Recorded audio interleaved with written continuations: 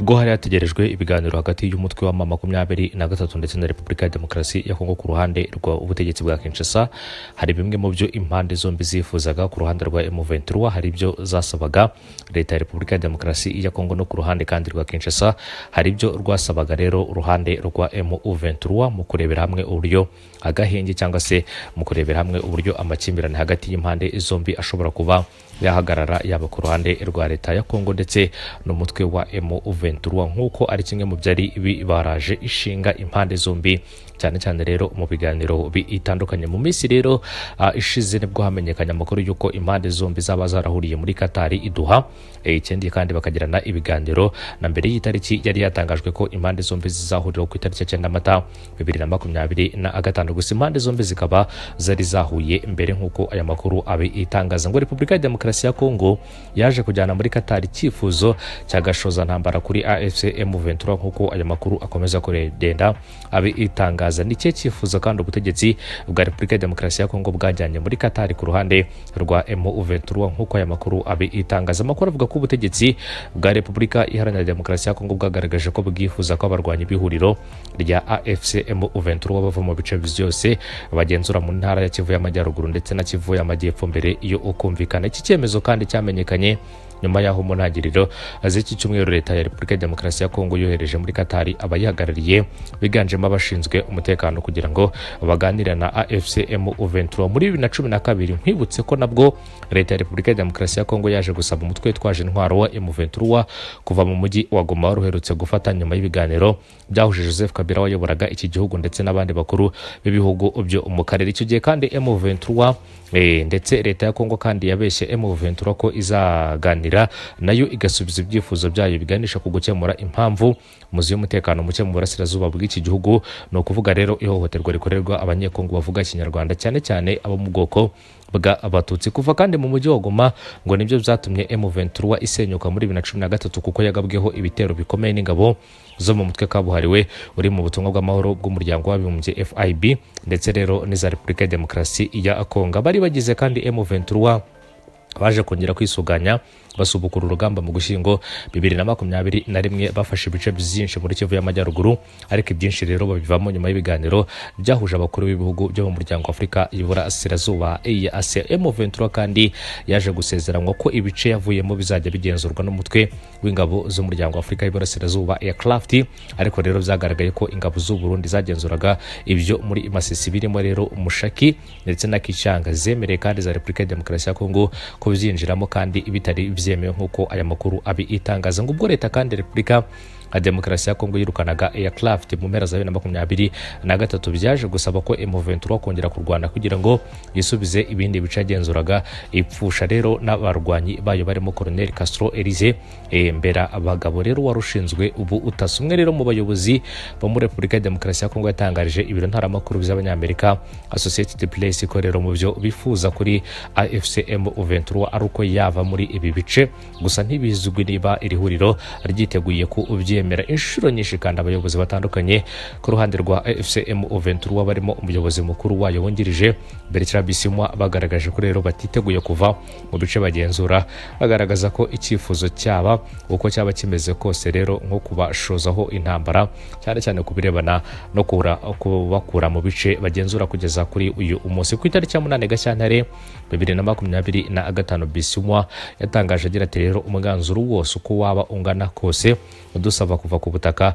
bwacu no kuba impunzi cyangwa kongera kutugira abantu batagira igihugu uzaba ugamije gushoza intambara, nk'uko yabigarutse mu ntangiriro kandi z'iki cyumweru. AFC M23 yohereje muri Qatar abayihagarariye barimo Bisimwa, nk'uko ibiro ntara makuru by'Abongereza byakomeje kugenda isobanura. AFC kandi M23 yifuza ko leta ya Repubulika ya Demokarasi ya Kongo yatesha agaciro igihano cy'urupfu yakatiye abayobozi bayo impapuro zo kubafunga yabashyiriyeho. Iri huriro kandi ryifuza ko abasivile n'abasirikare batawe muri yombi bashinjwa gukorana na ryo kubera uko basa cyangwa ubwoko bwabo bafungurwa. Ku ruhande rwa M23 ryifuza ko rero hashyirwaho itegeko rihana abakwirakwiza imvugo zibiba urwango zituma abanyekongo bavuga Ikinyarwanda n'igiswahili bibasirwa, bashinjwa rero gukorana n'umutwe wa M23. Ikindi iri huriro rya M23 ngo ryifuza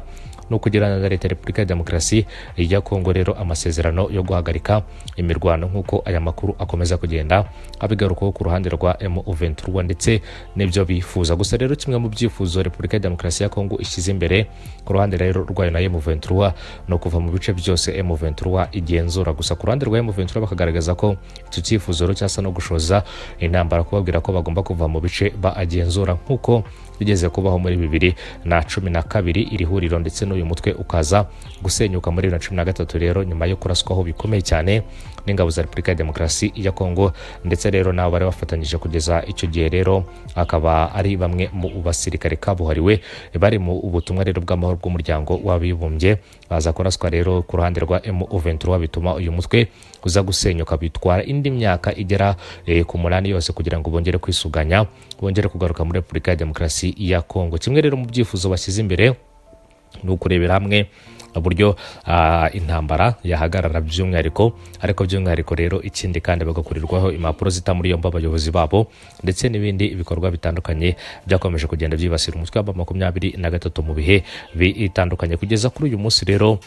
ibiganiro byagombaga kuba ku itariki 9 ntabwo byigeze biba, ndetse ikindi kandi ntabwo higeze hanatangazwa indi tariki ibyo biganiro bigomba kuzaberaho ku ruhande rwa M23 ndetse no ku ruhande rwa leta ya Kinshasa, cyane cyane rero mu biganiro biteganyijwe ku mpande zombi. Ni mu gihe rero kugeza kuri ubu ngubu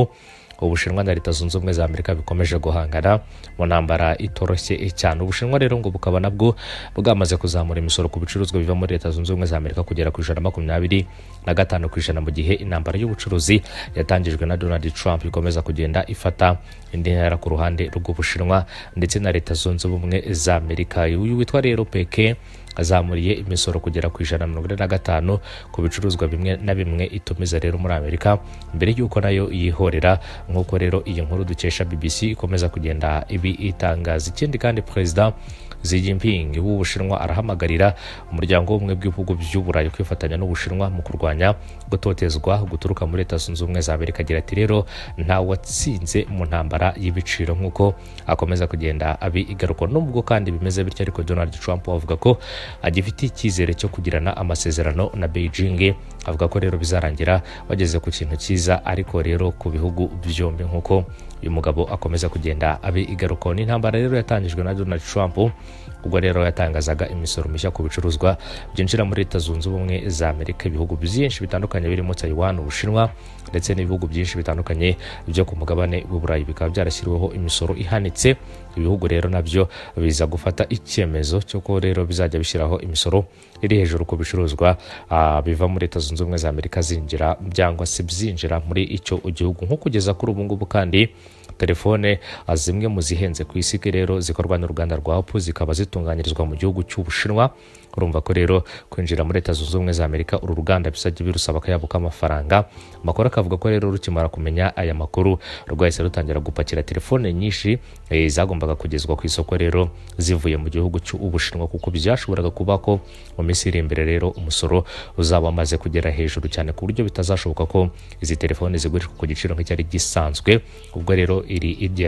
cyangwa se iri zamuka ry'imisoro ryari ritaratangazwa ku ruhande rwa Leta Zunze Ubumwe za Amerika, nk'uko Perezida Donald Trump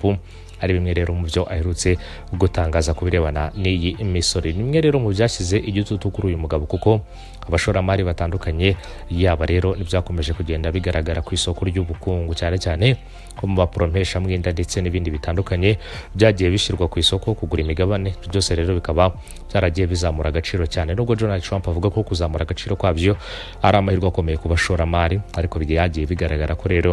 nanone birimo igihombo gikomeye cyane, nk'uko abenshi mu bahanga mu bukungu bakomeje kugenda babigaragaza ku ruhande rwa Leta Zunze Ubumwe za Amerika, nk'uko amakuru akomeza kugenda abigarukaho. Reka twitege byinshi bitandukanye aba ku ruhande rw'Ubushinwa ndetse na Leta Zunze Ubumwe za Amerika, niba rero bazaganira bakagira icyo bagiraho ku mpande zombi, cyane cyane ku birebana n'iki cyemezo, cyangwa niba Leta Zunze Ubumwe za Amerika n'Ubushinwa bizakomeza guhangana rero muri iyi ntambara y'ubukungu isa naho rero irimo iragenda ifata indi ntera, cyane cyane kubirebana n'ubucuruzi ku bihugu bikomeye ku isi birimo Leta Zunze Ubumwe za Amerika ndetse no Ubushinwa rero kibuza mu bihugu bya mbere byinjiza ibicuruzwa byinshi muri Leta Zunze Ubumwe za Amerika, mu gihe kandi na Amerika nayo ari kimwe mu bihugu byinjiza ibicuruzwa byinshi rero cyane cyane mu gihugu cy'Ubushinwa, nk'uko aya makuru akomeza kugenda abigaruka. Amashimire mbifuriza gukomeza kugira umunsi mwiza n'ibihe byiza. Inkuru zacu nakagaruka.